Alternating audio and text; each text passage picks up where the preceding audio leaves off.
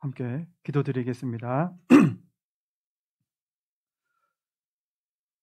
우리를 사랑하시는 자비하신 아버지 하나님 감사합니다.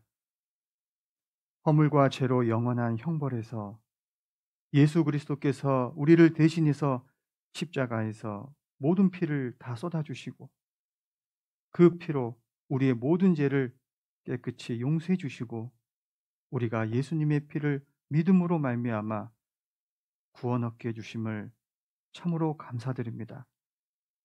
뿐만 아니라 저희들 하나님의 자녀 삼아 주시고 참 소망 가운데 살게 해주시고 또 교회 가운데 두셔서 주님께서 주시는 귀한 또한 말씀으로 양육받고 또 그 말씀을 순종하며 이 마지막 때를 힘있게 또 지혜롭게 살아갈 수 있도록 은혜 베풀어 주심 또한 감사드립니다.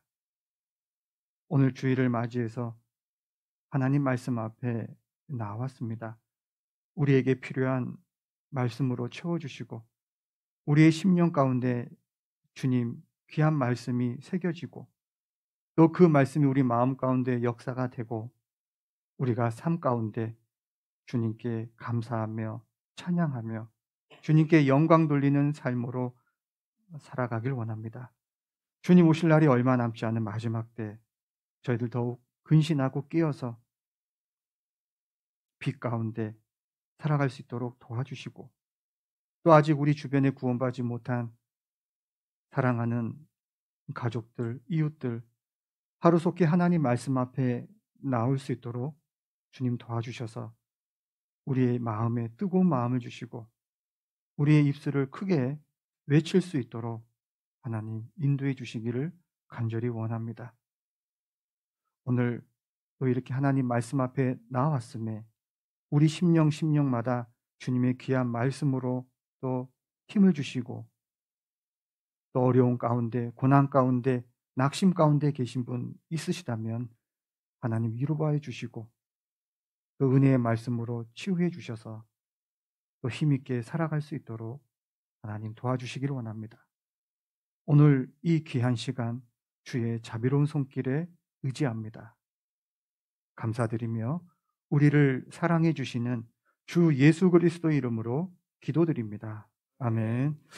예, 성경 말씀 한 곳 찾겠습니다.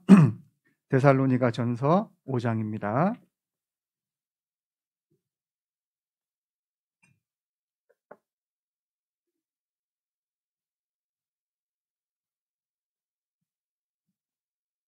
데살로니가 전서 5장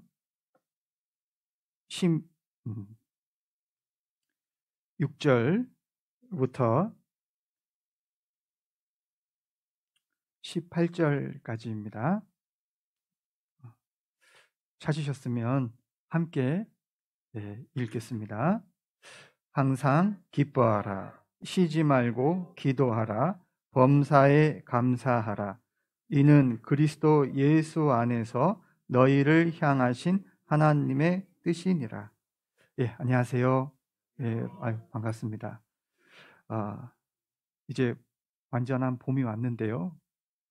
날씨가 그래도 조금 비가 와서 그런지 좀 차갑습니다.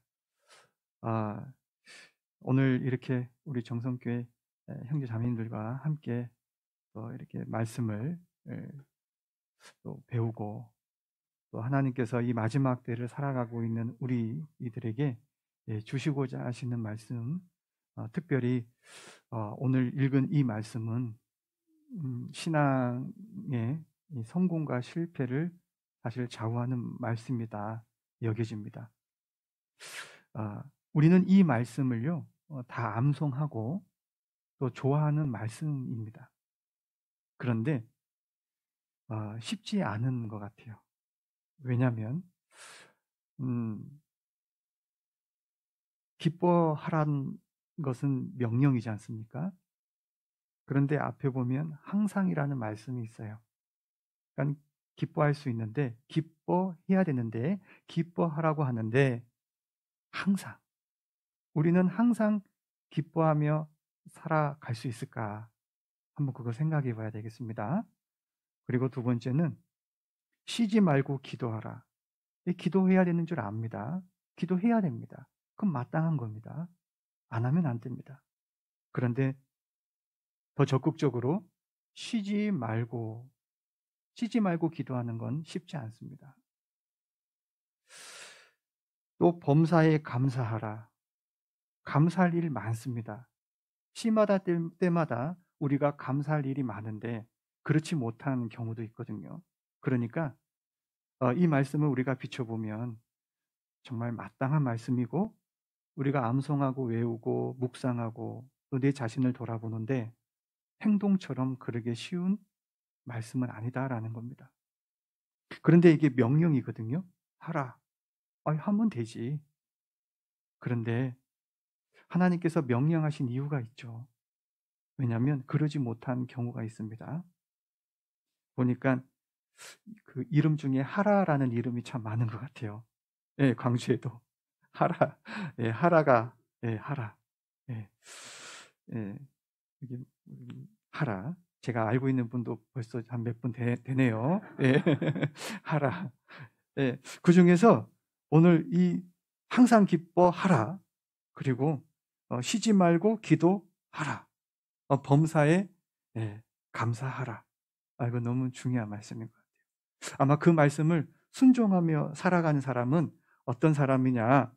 여기 이는 그리스도 예수 안에서 너희를 향하신 하나님의 뜻이니라 그랬습니다. 하나님의 뜻이기 때문에 그렇습니다. 그러니까 기뻐하고 항상 기도하고 쉬지 말고 감사하라 범사에 이게 우리가 주님 오실 때까지 계속 이어진다면 이게 우리가 하나님의 뜻을 이루어가는 거고 하나님 뜻을 순종하며 살아가는 겁니다. 그래서 오늘 좀 생각을 해보고자 합니다. 우리가 항상 기뻐할 수 있는 이유가 있어야 됩니다. 뭐냐? 우리가 왜 기뻐할 수 있을까요? 그리고 항상 왜 기뻐할 수 있냐면 우리를 구원해 주셨기 때문에 그렇습니다. 영혼 속에 계신 하나님께서 이 시간 속에 있는 이 세상에 예수님이 오신 겁니다. 인간의 몸을 입고 오신 분이에요. 그 예수님께서 우리를 위해서 십자가에서 대신 심판과 저주를 받으시고 우리를 구원하셨습니다. 우리를 구원하신 것은 영원한 천국을 주신 것이고 영생을 주신 겁니다. 우리가 구원을 받은 것은요, 단지 지옥 갈 죄인이 구원받은 것, 그게 다가 아닙니다. 우리는 구원의 선물로 받았지만 영광도 누릴 수 있도록 허락하셨어요. 영광은 덤으로 주신 거거든요. 이제 우리 주님이 곧 오십니다. 만왕의 왕으로 오시는 거예요. 그때는 구원받은 사람을 데리고 가시죠. 어디로? 영광 가운데. 천국은 영광의 자리입니다. 그래서 우리는 구원해 주셨고 뿐만 아니라 영광스러운 위치까지 올려놓으신 겁니다. 그래서 베드로전서 1장 8절 9절에 이 말씀 있잖아요. 우리가 예수를 사랑하는도다. 우리가 예수를 사랑하는도다. 너희가 보지 못했다. 그러나 믿고 말할 수 없는 즐거움으로 기뻐하니 믿음의 결국은 곧 영혼의 구원을 받음이라. 우리가 예수를 사랑합니다. 보지 못했습니다. 그러나 우리가 믿고 즐거워하고 기뻐하는 이유는 영광스러운 즐거움에 참여하기 때문에 그렇다는 겁니다. 그러니까 항상 기뻐할 수 있어요. 그리스도인이 왜 그리스도인입니까? 어떤 어려움도 어떤 환난도 실망이 될 때도 낙심이 될 때도 아이고 내가 왜 이렇게 됐냐? 내가 왜 이렇게 됐지? 주저앉고 싶어도요. 우리는 구원을 받은 거예요. 우리는 하나님이 계신 거고 주님이 나와 함께 하시는 거고요. 우리는 갈 곳이 있는 겁니다. 영광이 있는 곳이 갈 곳이 있는 겁니다. 그래도 우리가 힘들어도 평안은 있잖아요. 갈 곳이 없는 사람은 참 불행한 사람입니다. 아, 광주교회가요, 1월 달에 장례가요, 45건이었습니다. 40건이었습니다. 1월 달에. 지금까지 한 2월 달이요. 그러니까, 격주로요, 장례식이 있었던 겁니다. 와, 굉장히 많죠. 그런데 광주교회장이니까 구원받으시고 소천하신 분들이에요. 1월 달만 해도 한 말일이 됐는데요. 거의 1월 달만 해도 15건이 넘었고, 한 2월, 3월 되니까 한 40건이 돼가고 있는 겁니다. 그래서요, 와, 이제 가끔 장례식에 가면 참, 잠시의 가족의 슬픔은 있지만, 그분은 이제 소천하신 우리 형제 자매님들은 영원한 안식에 들어가시잖아요. 그거 이상 기쁜 게 없는 겁니다. 가끔은 중환자실에 상담하러 가기도 하고요. 그리고 요양병원에 가기도 합니다. 자, 가족들은 눈물을 흘립니다. 왜 그럴까? 아직 구원받지 못하셨거든요. 부모님이 구원받지 못하고 세상을 떠날 때는 가족들에게는 이루 말할 수 없는 슬픔이거든요. 본인도 참 안타깝죠. 자, 그런데 구원받은 사람에게는 큰 기쁨이 있는 겁니다. 즐거움이. 그러니까 큰 실망 속에서 그 죽음 이상 큰 아픔은 없잖아요. 그리스도인은 구원을 받았기 때문에 구원의 즐거움과 기쁨이 있고, 그리고 그 영광의 자리에 가기 때문에 감사한 거예요. 너가 그렇게 슬프냐? 그렇게 힘드냐? 너 일이 잘 안 풀려? 그래도 너와 함께 하신 하나님이 계시고, 어느 누구보다도 너를 위해서 기도하고 너를 위해서 함께하는 내가 있다. 바로 구원의 주님이 나와 늘 함께 하신다는 겁니다. 그러니까 기뻐하라는 거예요. 그리고요, 쉬지 말고 기도하라는 겁니다. 구원받은 사람은 하나님과 교제가 됩니다. 왜 우리가 쉬지 말고 기도해야 될까? 이 기도는 주님과 대화예요. 그러니까 기도하는 겁니다. 나의 연약함, 나의 부족함, 나의 어려움. 우리는 그런 상황이 생기면 수단과 방법을 찾잖아요. 그런데 기도하라는 겁니다. 먼저 무릎을 꿇고요, 어느 누구보다 나에 대해서 잘 아시는 하나님께 간구하라는 겁니다. 의지하라는 겁니다. 하나님이 뜻이 있는 거거든요. 그래서 쉬지 말고 기도하라라는 겁니다. 사무엘상 12장에 보면 사무엘의 마지막 고별 설교가 있습니다.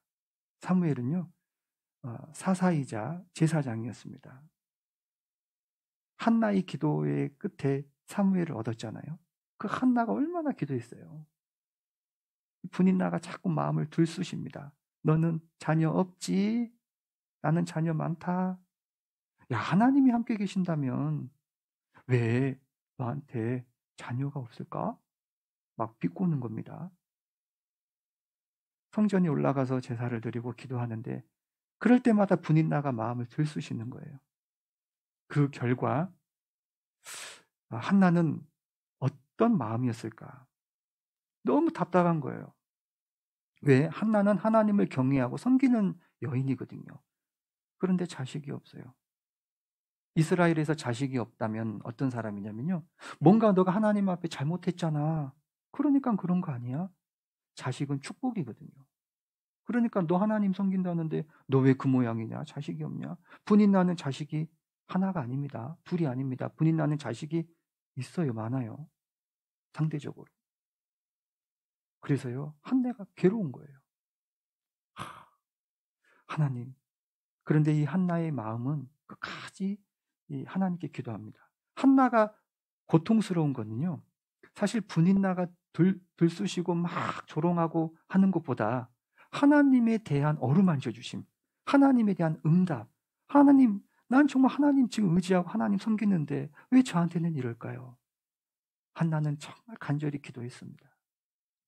자식을 주신다면 이 자식 하나님께 드리겠습니다. 그러니까 아니 자식을 줬으면 감사하고 잘 키우면 되는데 한나의 기도는 하나님께 드리겠다는 거예요. 다시 말하자면 하나님, 저는 하나님이 저와 함께 하신다는 것을 저는 느끼고 싶고 체험하고 싶고 또 알고 싶고요. 좀 받고 싶어요. 하나님과 나와 교통하심을 늘 저는 알고 싶어요. 그리고 내가 축복받고 있다는 거 알지만 그래도 이 자식을 주심으로 인해서 제가 더 하나님의 은혜를 알 수 있지 않습니까? 그게 목적입니다. 하나는 그냥 육신적인 자식이 목적이 아니라 그래서 하나님께 드린 거예요. 사무엘을. 그 결과 자식을 주시고요. 이 사무엘이 이스라엘의 제사장이 되고 선지자가 되고 사사가 된 겁니다. 아주 귀한 일꾼이 된 거예요. 이 사무엘은 어땠습니까? 기도를 합니다. 사무엘상 12장의 기도는 이제 이 사무엘이 이스라엘 백성을 위해서 기도하고 이제 사무엘도 곧 이 세상을 떠날 날이 가까웠어요. 다시 말하자면 유언의 말씀이에요. 사무엘상 12장이 말이죠. 자, 그때 사무엘이 어떤 기도를 했냐? 한번 찾아보겠습니다. 사무엘상 12장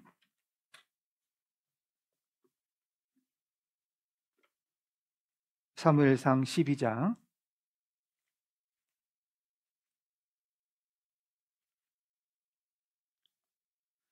22절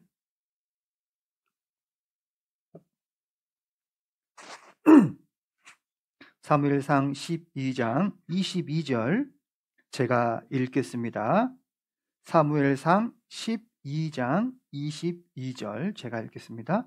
여호와께서는 너희로 자기 백성 삼으신 것을 기뻐하신 고로 그 크신 이름을 인하여 자기 백성을 버리지 아니하실 것이요. 23절 같이 읽겠습니다. 나는 너희를 위하여 기도하기를 쉬는 죄를 여호와 앞에 결단코 범치 아니하고 선하고 의로운 도로 너희를 가르칠 것인즉. 예. 그래서 기도하기를 쉬는 죄를 여호와 앞에 결단코 범치 아니하고. 그러니까 이 기도가 쉬는 것은 하나님 앞에 죄다. 그렇게 지금 말씀하시잖아요. 쉬는 죄, 이 기도가 쉰다. 우리 주님은 항상 나와 대화하기를 원하신다 이 말입니다. 우리 주님은 나와 늘 마음을 나누고 내 형편과 사정을 주님은 다 아시는데 내가 우리 주님 앞에 내 마음을 시시로 때때로 다 토하는 겁니다. 그게 바로 정직한 자의 기도거든요. 그러니까 쉬지 말고 기도하라. 그래서 우리가 쉬지 말고 기도할 수 있는 것은 구원받은 그리스도인은 주님이 나와 함께 하시고 우리 주님이 또한 나의 아버지시잖아요. 그러니까 대화를 하는 겁니다. 여기 자녀들 있잖아요. 자녀들 요즘에 부모님과 대화 잘 안 하려고 합니다. 그러니까 찬바람 쉥 지나갈 때 있잖아요. 학교 끝나면 자기 방으로 훅 들어가요. 자기 공부합니다. 하지만 부모님 마음 어때요? 학교 갔다 왔으면 갔다 왔는지, 무슨 일이 있었는지, 별일은 없었는지, 요즘에 고민하는 게 뭔지 그런 것을 우리 부모님들은 좀 알기를 원하잖아요. 대화하기를 원하는 겁니다. 우리 주님은 더욱 그렇습니다. 자, 그리고 여기 데살로니가 다시 5장에 넘어가서 18절에 보면 범사에 감사하라 그랬습니다. 다시 본문으로 돌아가서요. 범사에 감사하라. 이는 그리스도 예수 안에서 너희를 향하신 하나님의 뜻이니라. 자, 그래서 어떤 사람이 이 범사에 감사하냐? 구원을 받고 항상 기뻐하는 사람, 우리 주님과 늘 대화하고 기도하는 사람은요, 범사에 하나님께 감사할 수 있습니다. 오늘날 이 주님의 때가 가까우면 가까울수록, 주님 오실 날이 가까우면 가까울수록 감사함이 사라지고 있습니다. 그러니까 이 디모데전서도 말세에 고통하는 자가 이르니, 이 말세에 고통하는 자가 뭐냐? 첫 번째가 자기를 사랑하며 그러잖아요. 그 다음에 쭉 가다 보면 감사치 아니하며, 그 항목이 들어가 있어요. 그 말씀. 이 마지막 때가 되면 될수록요, 감사하는 마음이 사라집니다. 모든 것이 다 당연한 것처럼 생각을 해요. 이게 마지막 때예요. 첫 번째, 자기중심적으로 산 결과입니다. 그러니까 범사에 감사하라. 우리는 구원받은 그리스도인은 세상 사람과 다른 첫 번째 이유가 뭐냐면, 다른 점이, 특징이 감사하며 살아가는 겁니다. 사실은 구원받은 사람이나 안 받은 사람이나 우리는 창조주 하나님 앞에 감사하는 사람이 되어야 됩니다. 구원을 받았어도 안 받았어도. 그러면 어떤 사람이 감사하지 못하냐면요, 첫 번째, 세상 사람들, 구원받지 못한 사람의 특징 중에 하나가 감사함이 없어요. 여기 유다서 잠깐 보겠습니다. 유다서 1장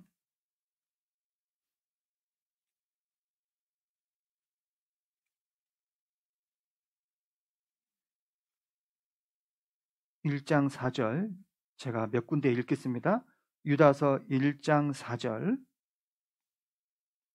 이는 가만히 들어온 사람 몇이 있음이라. 저희는 옛적부터 이 판결을 받기로 미리 기록된 자니 경건치 아니하여 우리 하나님의 은혜를 도리어 세교거리로 바꾸고 홀로 하나이신 주제 곧 우리 주 예수 그리스도를 부인하는 자니라.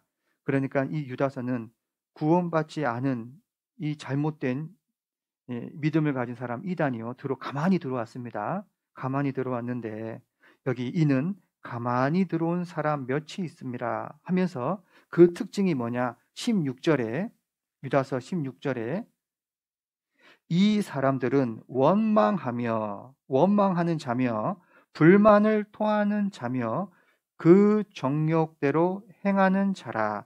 그 입으로 자랑하는 말을 내며 이를 위하여 아첨하느니라. 그리고 19절에 이 사람들은 당을 짓는 자며 육신에 속한 자며 성령은 없는 자니라. 그러니까 성령이 없는 사람은 그리스도인이 아니거든요. 구원받지 않은 사람입니다. 그러니까 구원받지 않은 사람의 특징 중에 하나가 불만, 원망, 불평, 이 마음이요, 다 자리 잡고 있는 겁니다. 교회 안에 이런 마음을 있으면 안 되겠죠. 그러니까 구원받지 않은 사람의 가장 큰 특징은 불평, 불만이 많은 겁니다. 그게 있어요.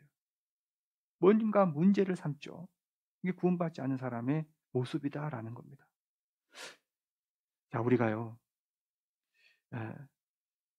구원을 받고 이 세상을 쭉 살아가는데, 이스라엘 민족도요, 출애굽을 했잖아요.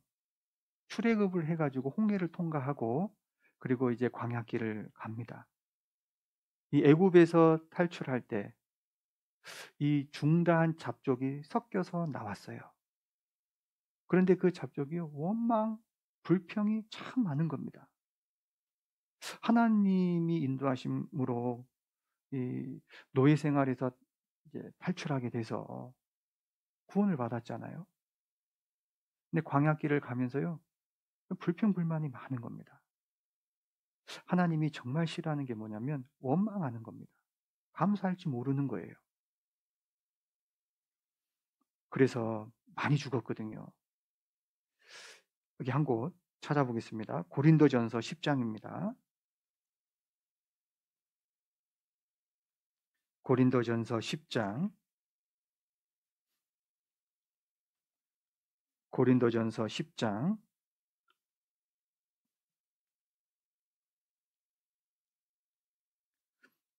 8절, 고린도전서 10장 8절.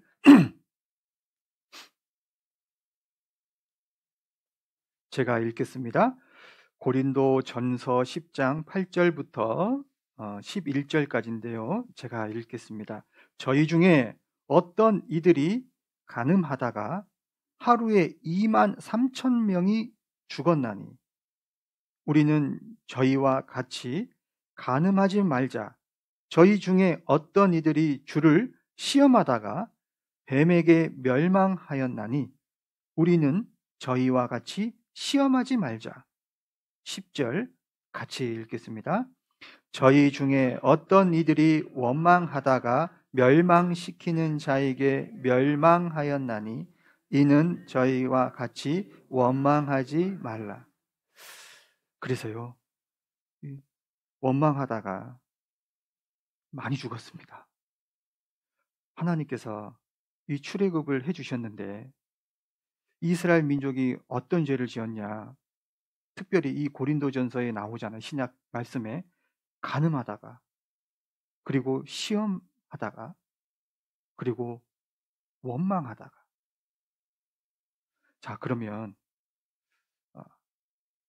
우리가 이제 원망하지 않고 살아가는데, 감사하며 살아가는데, 그러면 좀 더 구체적으로 우리가 무엇에 감사하며 살아가야 되냐 한번 좀 생각을 해보고 싶습니다.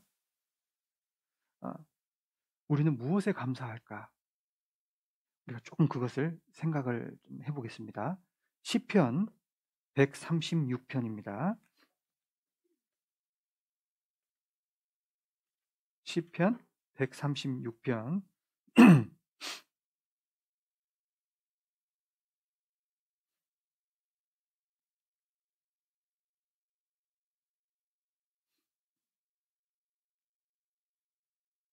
시편 136편인데요.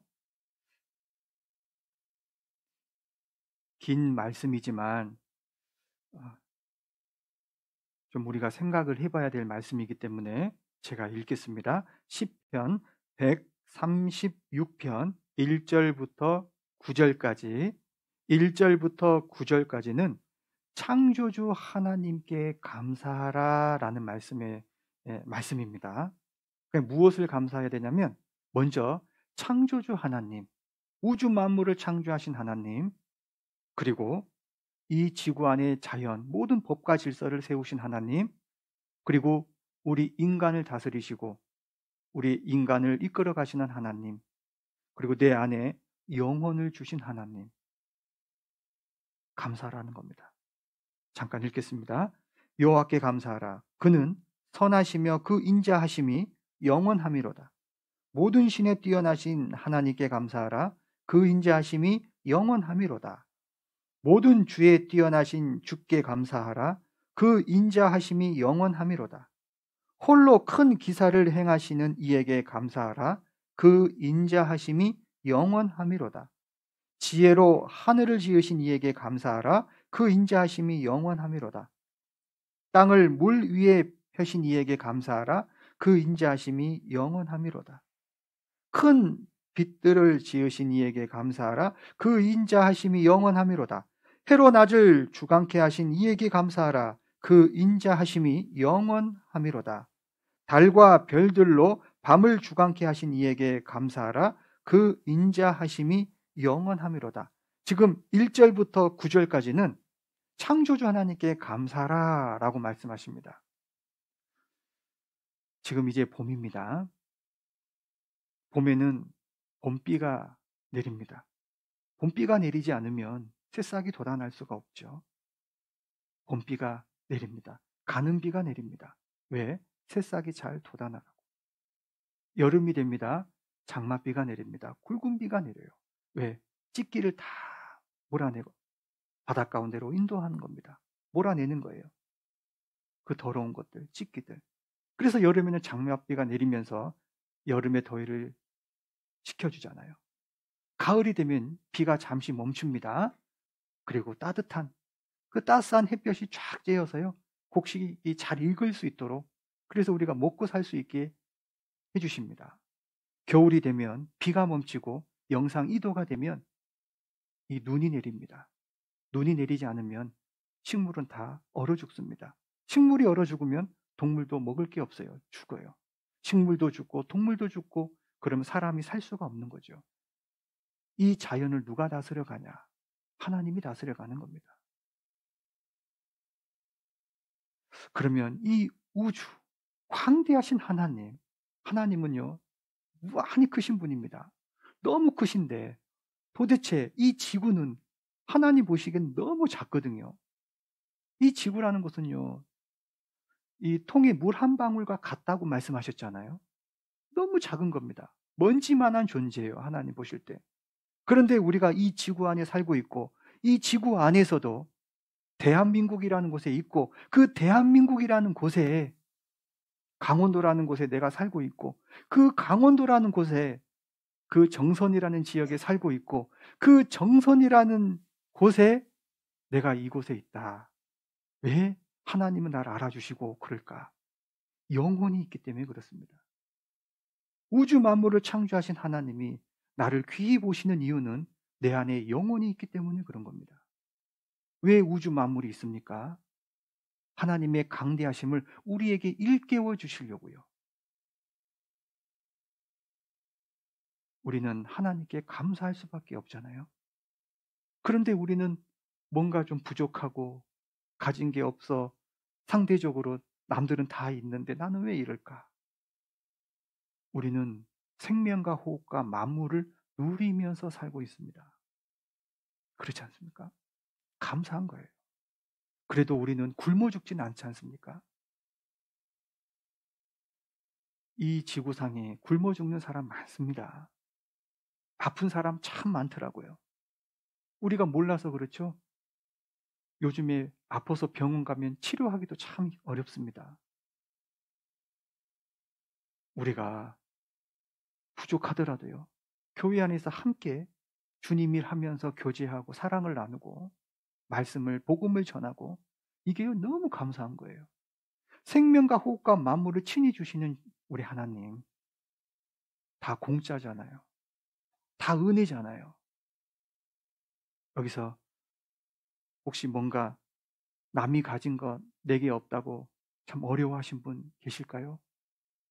그런 분 계시면 여기 강원도 가까운 병원 한번 다녀와 보세요.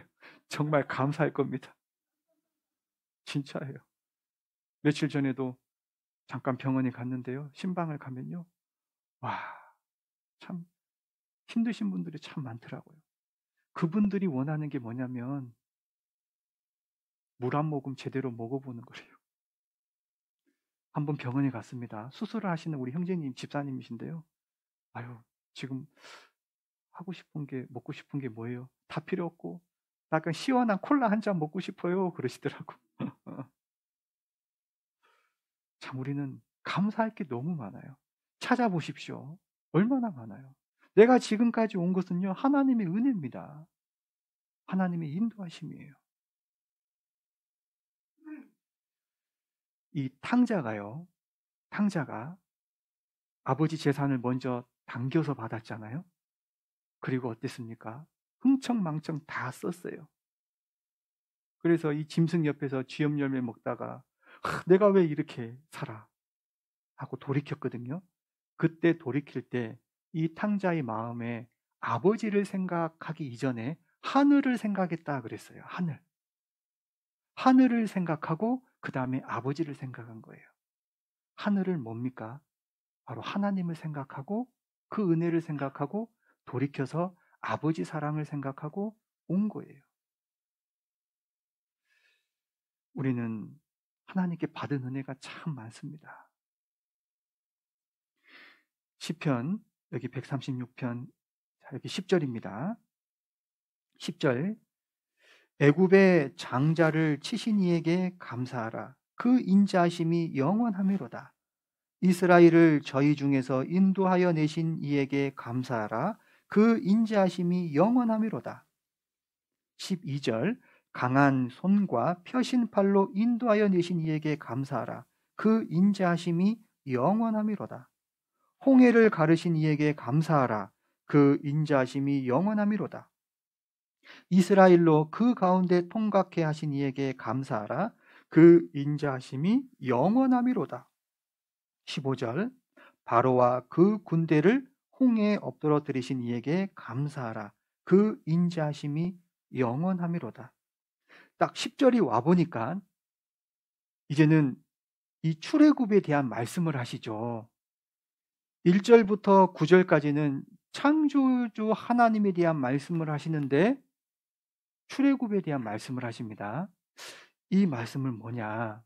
우리 구원받기 전의 모습에서 우리를 사랑하셔서 하나님의 공의로우심과 은혜로우심과 그 사랑이 무궁하신 하나님 앞에 내가 서게 돼서 결국 하나님의 사랑을 깨닫고 구원을 받아서 하나님의 인도하심 속에 내가 들어온 겁니다. 그것을 이 애굽에 있을 때의 모습, 내가 세상에 있었다 이 말입니다. 자, 그래서 애굽의 장자를 치신 이에게 감사라 그랬잖아요. 이 애굽의 장자가 누구냐? 바로 이 상속자입니다. 어떤 상속자냐? 죄악 세상에 이 세상 것을 위해서 세상의 모든 소망, 거기를 자기의 소망, 자기의 욕망, 이것을 세상에다가 걸어놓고 살아가는 사람들. 이게 바로 애굽의 장자. 세상 것에 마음 두고 마음 뺏겨서 오직 그것만 위해서 추구하며 살아가는 사람들. 이게 바로 애굽의 장자거든요. 그런데 이 애굽의 바로 왕이 바로 이 당시에 완전히 신격화 있잖아요. 바로 이 사탄을 의미하는 겁니다. 마귀. 그리고 그 밑에 종살이를 했어요. 이 애굽에 살았던 400년 동안 살았던 이스라엘 민족이요. 애굽의 바로왕 밑에서 종살이를 하면서 이 바로왕을 섬기며 살았거든요. 400년 동안. 그 모습은 사단의 권세 아래 붙잡혀서 죄의 억눌림과 억압 속에 핍박 속에 아무 소망 없이 희망 없이 살아가는 인간의 모습을 말하는 겁니다. 그게 바로 우리 자신이었잖아요. 그런데 애굽의 장자를 치신 이에게 감사하라. 그 인자하심이 영원함이로다. 그래서 이 애굽의 장자를 치십니다. 모세를 통해서 모세를 세우셔서 지도자로 삼으셔서 하나님이 역사하시잖아요. 그래서 이스라엘 민족을 탈출시킵니다. 11절에 이스라엘을 저희 중에서 인도하여 내신 이에게 감사하라. 그 인자하심이 영원함이로다. 이스라엘을 저희 중에서 인도하여 내신 이에게 감사하라. 우리는 세상에서요 탁 틀어박혀 있었어요. 마음 두고 소망 두고 거기서 뭔가 좀 내가 만족과 희망과 좀 잘 살아보려고. 욕심에는 끝이 없습니다. 조금 잘 살면 더. 거기다가 마음을 다 걸어놓고 살았는데 이제 돈의 노예가 됐죠, 우리는.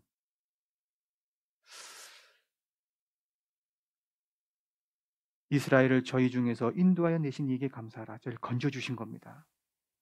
구원해 주셨어요. 여기 12절 강한 손과 펴신 팔로 인도하여 내신 이에게 감사하라. 그 인자하심이 영원함이로다. 하나님의 놀라운 의로운 오른손에 오른팔로요 우리를 건져내신 겁니다. 그래서 13절에 홍해를 가르신 이에게 감사하라. 그 인자하심이 영원함이로다. 홍해를 갈라놓으셨어요. 그리고 이스라엘로 그 가운데로 통과케 하신 이에게 감사하라. 그 인자하심이 영원함이로다. 이스라엘 민족이 홍해 길을 통과하신 것은 하나님의 역사하심 속에 제3의 길이라 할 수 있습니다. 홍해 길로 통과 안 하고 다른 길로 갈 수 있거든요. 그런데 이 출애굽기 이 12장에 보면 돌쳐서 그랬거든요. 그러니까 이스라엘 민족이요. 이제 바로가 그래 가라 나왔습니다. 나왔는데 어디로 갈지를 모르는 겁니다. 우왕좌왕하고 있는 거예요. 그때 바로가 이렇게 보고 콧웃음을 친 겁니다. 허허, 그러면 그렇지. 군사들 다 동원하고 마병들 동원해서 다시 잡아들이려고 하지 않습니까? 그때 이스라엘 민족은요, 어디로 갈지를 몰라요. 그런데 돌쳐서 하나님이 인도하셔서 돌이켜서 반대길로 해가지고 이 홍해 앞에 브엘세바라는 곳 딱 앞에다가 두게 한 겁니다. 하나님의 뜻과 계획이에요. 거기에다가 딱 두신 겁니다. 왜? 홍해를 통과하게 하시는 것이 하나님의 목적이고 뜻이고 계획이에요. 홍해를 가르신 이에게 감사하라. 그 인자하심이 영원함이로다. 우리는 구원받을 수 있는 충분한 조건에서 구원받은 게 아닙니다. 참 어렵고 힘든 상황에서 우리는 어떻게 보면 쫓겨가는 치열한 삶 속에 구원을 받은 거잖아요. 내가 내 발로 저 하나님 말씀 듣고 구원받을래요. 그래서 내 발로 정말 간절한 마음으로 첫 말씀 듣기 전부터 그런 마음 태도로 말씀 들은 분들은 아마 찾기는 힘듭니다. 정말 듣기 싫었고 우왕좌왕했고 이리 갈까 저리 갈까 그러다가 먼저 깨달은 분에 의해서 말씀 한번 들어봅시다. 그래서 인도함을 받고 내가 하나님 말씀 듣고 구원을 받았습니다. 돌쳐서 나를 붙잡아 주신 거예요. 일로 가라. 자, 그때 여기 14절입니다. 이스라엘로 그 가운데로 통과케 하신 이에게 감사하라. 홍해를 다 갈라진 겁니다. 홍해가 갈라지고 이 홍해 이 바다가요 벽처럼 그대로 세워지고 이 바닥은 질퍽질퍽한 진흙이 아니라 마른 땅이 됐고 그 길을 통과하게 된 겁니다. 이거 무엇을 말할까요? 바로 예수 그리스도로 말미암아 영생 얻는 우리의 모습을 말씀해 주시고 바로 홍해 길이 갈라지고 그 가운데 통과한 것은 바로 예수님께서 나와 하나님의 관계는 원수된 관계고 천국 갈 수 있는 길은 내가 갖고 있지 않아요. 나는 몰라요. 나는 저주받을 딱 적합한 사람입니다. 지옥 가기에 딱 적합한 사람이고 하나님 보실 때 원수된 자예요. 그런데 그거를 누가 그 길을 열어주셔서 화목하게 하시고 이 죄 많은 세상을 나와서 천국 가는 길을 열어놓아 주셨냐? 바로 예수님께서 그러셨다 그러는 그 말씀입니다. 그러니까 홍해길을 가르신 것, 그 길을 통과하게 하신 것은 바로 무엇을 가리키냐면 예수님의 죽으심과 부활하심으로 새 생명을 얻게 됐잖아요. 내가 곧 길이요 진리요 생명이니 나로 말미암지 않고는 아버지께로 올 자가 없느니라. 그래서 홍해를 통과한 것은 바로 예수 그리스도께서 하나님과 나 사이에 원수된 나를 하나님께 가까이 갈 수 있도록 그 길을 열어놓으신 거예요. 누가요? 바로 예수님이. 여기 요한복음 한 곳 찾겠습니다. 요한복음 3장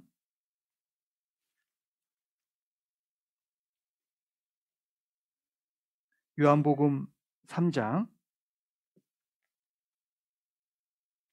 제가 읽겠습니다. 3장 5절 예수께서 대답하시되 요한복음 3장 5절 예수께서 대답하시되 진실로 진실로 내게 이르노니 사람이 물과 성령으로 나지 아니하면 하나님의 나라에 들어갈 수 없느니라 그랬거든요.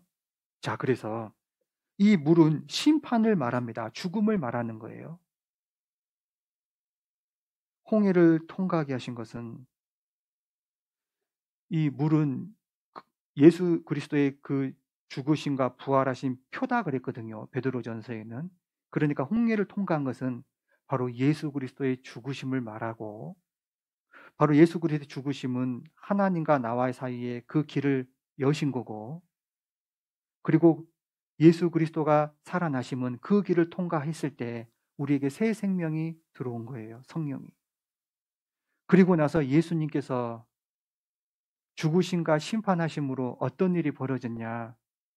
사단의 권세가 완전히 부서진 겁니다. 그리고 우리가 사탄의 권세를 예수 그리스도가 깨부수시고 승리하시고 우리를 건져 주셔서 새 생명을 주시고 하나님의 자녀가 되는 권세를 주시고 천국의 소망 가운데 살게 해주신 것을 지금 이렇게 보여주시는 겁니다. 사도행전 26장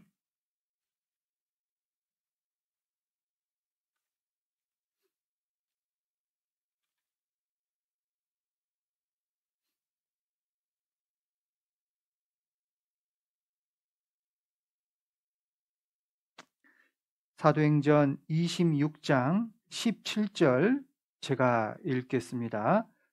사도행전 26장 17절 이스라엘과 이방인들에게서 내가 너를 구원하여 저희에게 보내어 18절은 같이 읽겠습니다. 그 눈을 뜨게 하여 어두움에서 빛으로 사단의 권세에서 하나님께로 돌아가게 하고 죄 사함과 나를 믿어 거룩게 된 무리 가운데서 기업을 얻게 하더이다. 그래서요, 이스라엘 민족이 애굽에서 400년 동안 종살이를 하다가 홍해를 통과해서 가나안 땅을 가기 위해서 이제 이 광야를 걷지 않습니까? 홍해를 통과한 것은 바로 사단의 권세에 붙잡혔던 우리의 모습이었다. 그리고 홍해를 통과하게 했는데 예수 그리스도의 죽으심과 부활하심으로 우리가 구원을 받고 새 생명을 얻게 되었고 이제는 새로운 삶으로 가나안 땅, 천국을 향해서 가는 그 모습을 말씀해 주고 계시는 겁니다. 자, 그런데 다시 시편 136편을 돌아가겠습니다.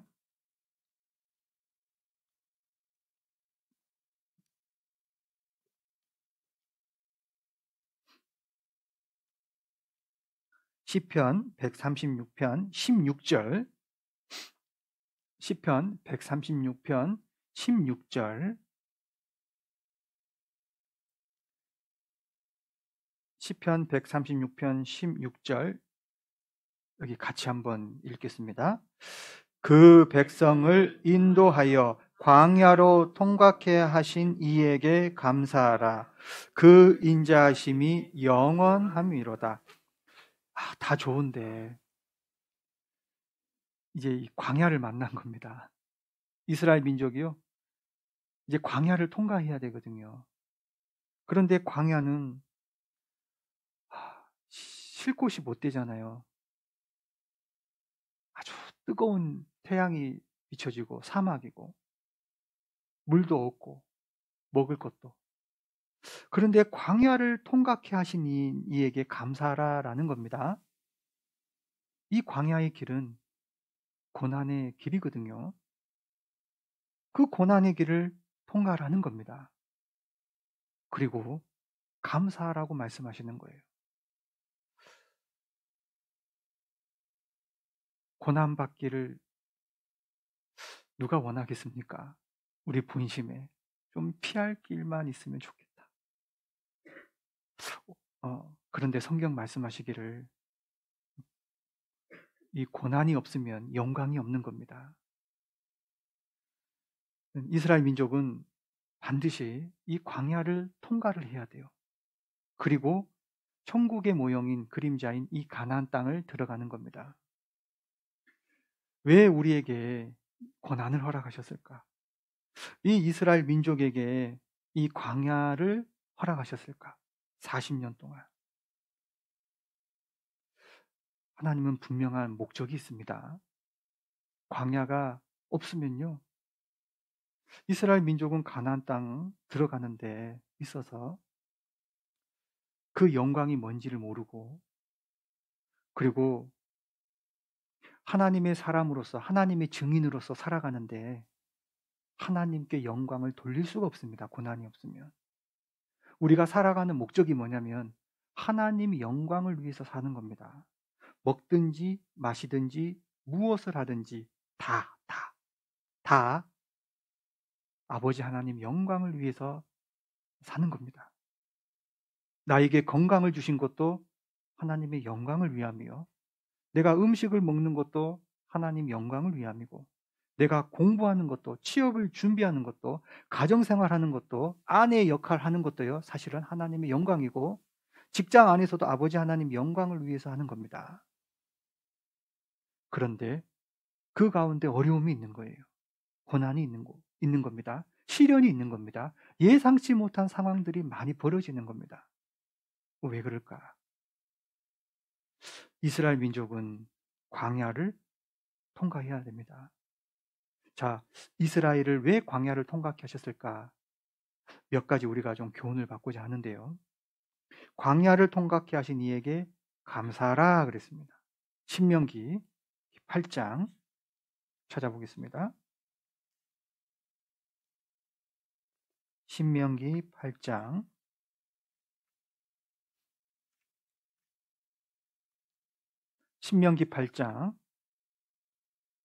2절, 신명기 8장 2절 제가 읽겠습니다.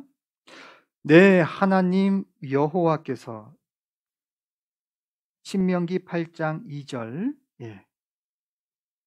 내 하나님 여호와께서 이 40년 동안에 너로 광야의 길을 걷게 하신 것을 기억하라. 같이 읽겠습니다. 이는 너를 낮추시며 너를 시험하사 내 하나님 어떠한지 이 명령을 지키는지 아니 지키는지 알려 하심이라. 3절 이어서요. 제가 읽겠습니다.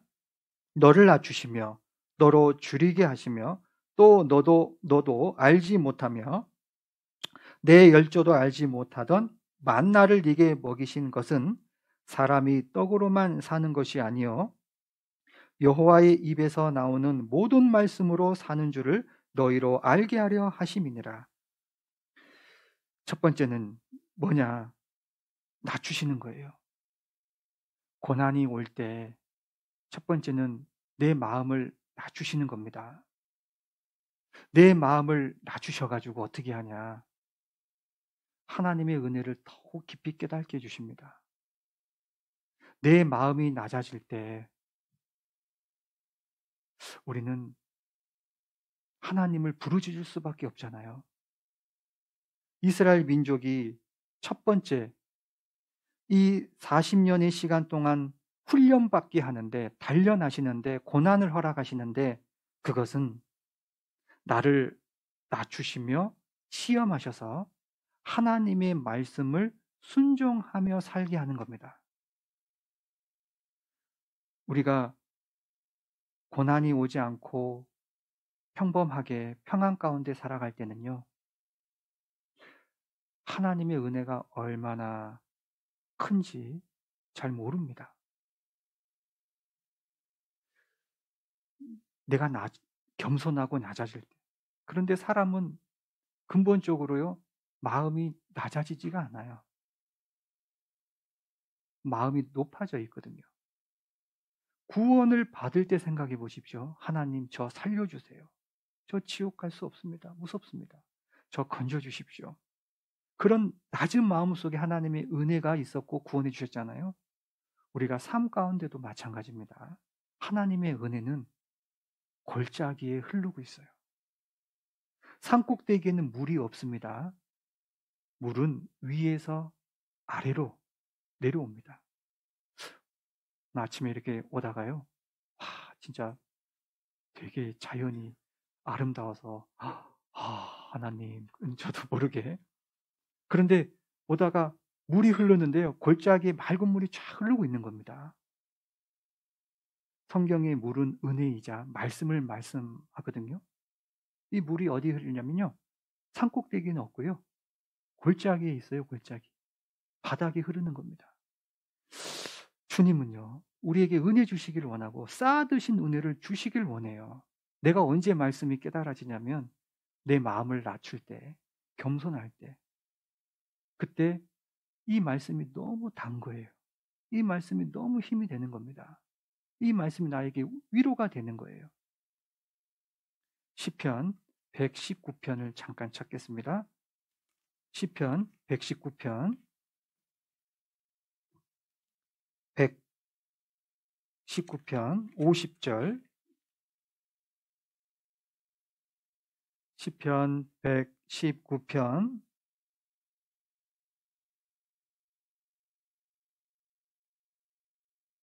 50절 같이 읽겠습니다.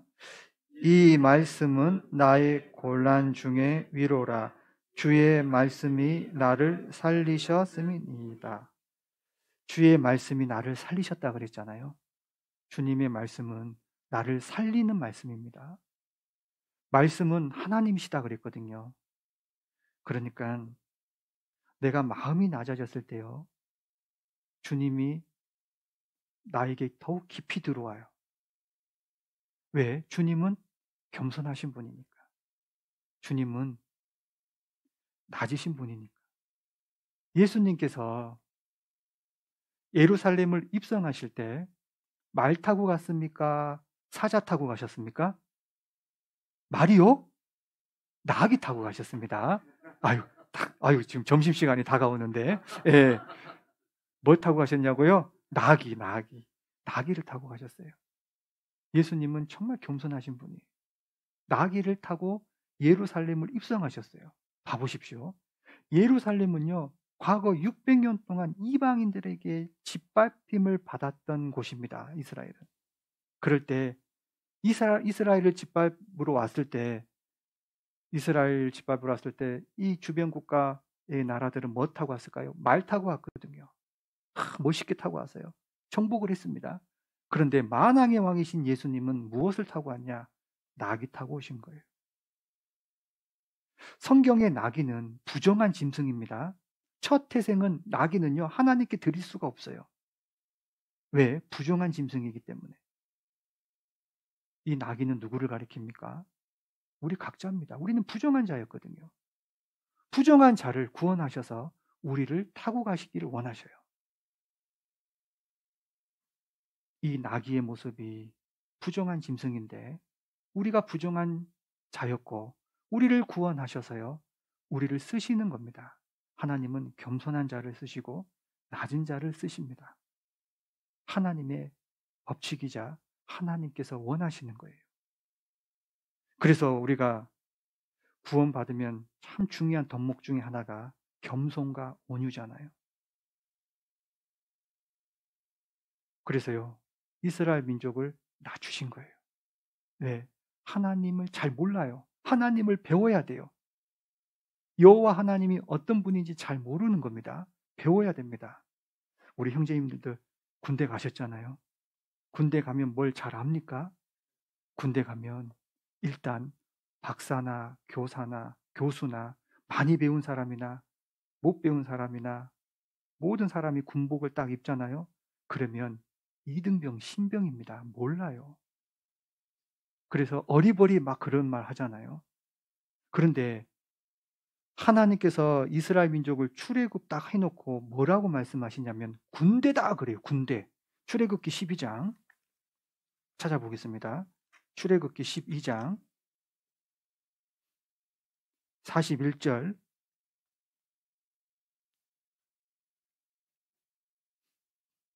출애굽기 12장 41절입니다. 출애굽기 12장 41절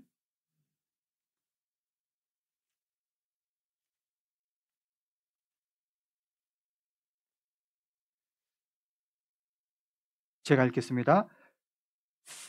출애굽기 12장 41절 430년이 마치는 그 날에 여호와의 군대가 다 애굽 땅에서 나왔은즉 여호와의 군대다 그러잖아요. 군사 훈련 안 받았습니다. 이제 막 나왔어요. 그런데 여호와의 군대라 그러는 거예요.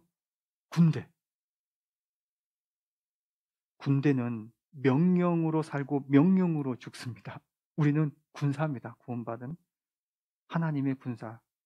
우리 여호와 하나님의 군사인데 하나님의 말씀에 순종하며 사는 게 참 중요한 겁니다. 순종치 못해서 넘어져서 실족하는 거거든요.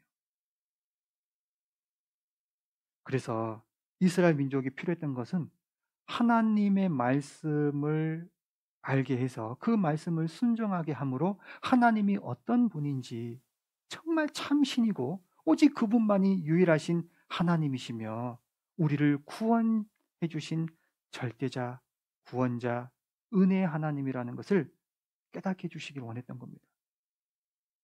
그래서 마음이 낮아져야 돼요. 말씀을 배워야 되는 겁니다. 그래서 낮게 하신 거예요. 그래서 고난이 필요했던 겁니다. 그리고 우리가 이 고난을 통해서 또 무엇을 배우냐면 하나님의 은혜를 더욱 깊이 깨달아갑니다. 쌓아두신 은혜를 더욱 받으면서 살아가거든요. 또 하나는 우리가 영광 가운데 가는 사람이에요. 싸워서 이겨야 됩니다. 싸움이 없이, 고난이 없이, 단련이 없이는 이 영광의 자리는 가기는 어렵습니다. 그래서 우리를 고난 가운데 있게 하시는 것은 또 하나, 내 이 잘못된 죄성들, 합당하지 못한 것들 있잖아요. 우리 주님 보시기에 그 불순물들, 그 불 가운데로 통과하시면서, 고난 가운데 통과하시면서 제거하기를 원하십니다. 베드로전서 1장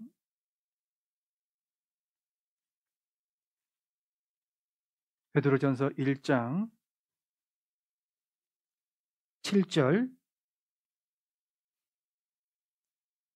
같이 읽겠습니다. 베드로전서 1장 7절. 너희 믿음의 시련이 불로 연단하여도 없어질 금보다 더 귀하여 예수 그리스도에 나타나실 때에 칭찬과 영광과 존귀를 얻게 하려 함이라.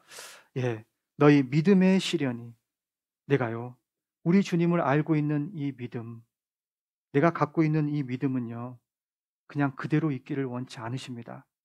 이 믿음이 더 연단이 되고 정말 정금같이 되기를 원하는 거예요. 불을 통과해야 되는 겁니다. 고난을 통과해야만 이 불순물이 빠지는 거예요. 우리 모두는 순금을 얻기를 원하죠. 14K를 원합니까? 예, 죄송합니다. 그거는 당연한 이야기입니다. 순금을 원하죠. 그런데 순금이 되려면 불을 통과해야 되는 거예요. 불순물이 빠져야 돼요. 내가 변하지 못한 거, 버리지 못한 거, 알팍한 자존심, 이런 거 버려야 되거든요. 나의 말도, 나의 억양도요, 이제는 부드러워져야 되잖아요. 내 마음이 부드러워져야 되잖아요. 이 빠져야 되는 겁니다. 세상은 점점 악해져 가고 험해져 갑니다. 그래서요, 이 믿음의 시련 불로 연단해야 된다. 왜? 정금으로, 그 믿음이 정금처럼 빛이 나서요, 이 세상 살면서 빛과 소금이 되기를 원하셔요. 우리 주님이. 그러려면 내가 이 어려움을 통과하고 그 어려움을 통과했을 때 정말 순금보다 더 귀한 이 금으로, 이 믿음이 하나님 앞에 온전해지는 겁니다. 우리는 여러 가지 고난을 받습니다. 남편으로 인해서, 또 아내로, 또 자식 말 안 듣고요. 그리고 직장에서 상사들과의 관계, 또 인간관계, 여러 가지 가정에 참 어려움이 있고 또 말 못할 사정들이 우리 각자 다 갖고 있잖아요. 하나님이 왜 주셨을까? 왜 남이 없는 나에게 있을까? 그거는 특별히 나에게 원하시는 뭔가가 있기 때문에 그렇습니다. 그거는 내가 아니면 안 되거든요. 그러니까 단련하신 거예요. 요셉이 그렇게 단련을 허락하신 것은, 요셉은 애굽에다 미리 보냈어야만 해요. 그래야 가족들도 살리고 이스라엘을 살릴 수 있잖아요. 총리가 되게 하는 과정 속에 하나님의 그 어려움을 이 요셉에게 허락을 하신 거잖아요. 우리 또한 하나님이 쓰시려고 우리를 고난 가운데 단련하시는 겁니다. 우리가 그걸 꼭 기억을 해야 되겠습니다. 네, 여기까지 말씀을 드리겠습니다. 기도하겠습니다. 우리를 사랑하시는 아버지 하나님 감사합니다. 우리를 죄에서 구원해 주시고 몸된 교회 가운데 두셔서 하나님의 생명의 말씀, 진리의 말씀, 은혜의 말씀 허락해 주시고 인도해 주시고 우리 마음 가운데 채워주심에 감사합니다. 주님 오실 때까지 우리가 항상 기뻐하고 쉬지 말고 기도하며 범사에 감사하며 아버지 하나님께 영광 돌리며 하나님 뜻을 이루어가는 저희들이 되길 원합니다. 다음 주부터 또 내일부터 계획되어져 있는 또 하나님 말씀 집회, 지역 집회 주님 함께해 주시고 또 많은 영혼들이 또 구원을 받고 새 생명을 얻을 수 있도록 하나님 역사하여 주시옵소서. 이후의 모든 시간 주의 자비로운 손길에 의지합니다. 예수님 이름으로 기도드립니다. 아멘.